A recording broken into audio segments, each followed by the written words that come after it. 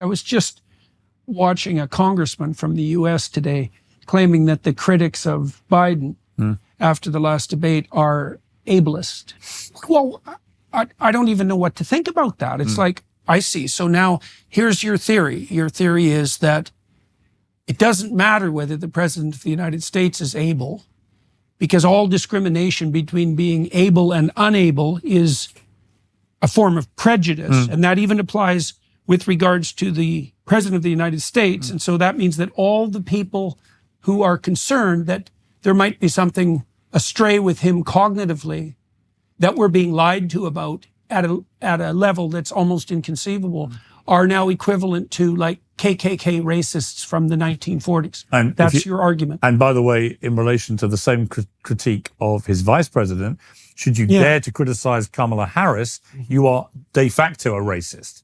That the only reason, Gavin Newsom said that the other day. The only reason that you would feel the need to criticize this black woman who's vice president is not that she's been completely incompetent in her job, which any impartial observer would conclude, but it has to be because of her skin color and her gender.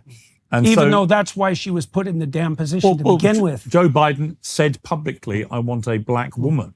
Right. And then he gets a black woman who is massively underperformed, which hasn't helped him at all. But no one's allowed to criticize her, because if you do, you'll be called a racist. And I find that one of the laziest tropes out there in modern society. It's a way of, I think we've discussed it before, but it's a way of stifling honest debate. It's a way of censoring legitimate criticism. It's a way of asserting moral superiority that's unearned. That's a lovely and actually, none of them really mean it.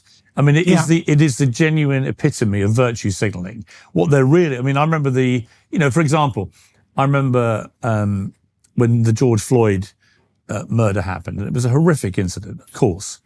But I remember that soon after that, there was a Black Square Day announced on Instagram, where everybody had to signal their virtue about this by doing a black square. Now, I'd spent the entire morning on Good Morning Britain hosting debates about the George Floyd killing and showing enormous empathy and support for Black Lives Matter and what had happened. This is very early stages, before a lot of stuff came out about the organization Black Lives Matter, which put a rather different gloss on them.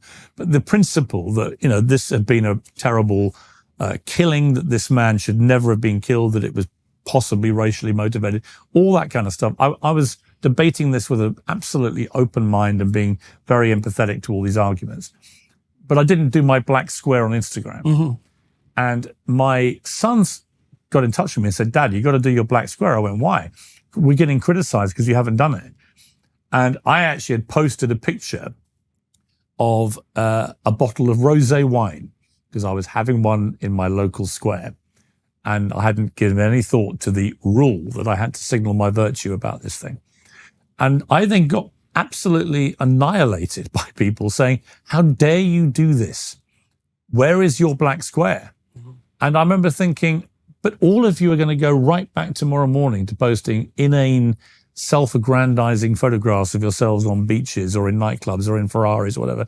None of this means anything to you. Whereas tomorrow morning, I'll be back on air doing another 3 hours of debate about this to try and get the society in the world in relation to this issue back to a place of better racial justice.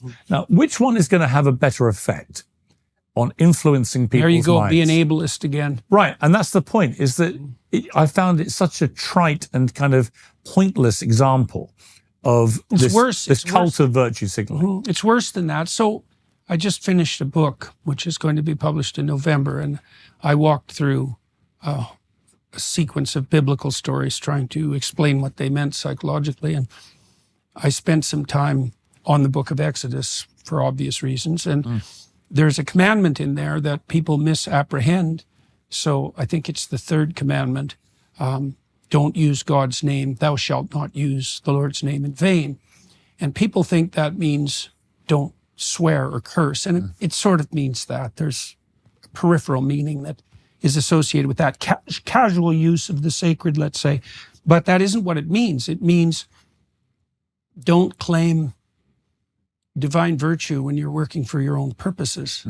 And the same thing happens in the gospel account, say, because the Pharisees, who are Christ's primary enemy, are the people he accuses of utilizing the sacred, the deepest, so you could say compassion even, given its proper place, for their own self-aggrandizement. They're praying in public. They're trying to occupy the best seats in the marketplace. They want the best seats in the synagogues, etc. That's the accusation. And so that virtue signaling, it's not merely, it's an expression of an unbelievably deep and ignorant narcissism, right? It's part of the victim-victimizer narrative, first of all, which explains all of history with no cognitive effort. And then it's these performative gestures that make you morally virtuous, yes, right? And one of the consequences of that, too, is as soon as you're morally virtuous like that, you get to specify the victimizer who's your enemy and tear them into shreds, and that's actually a moral act. And I mean, you saw a bit of that, you said, with the black square.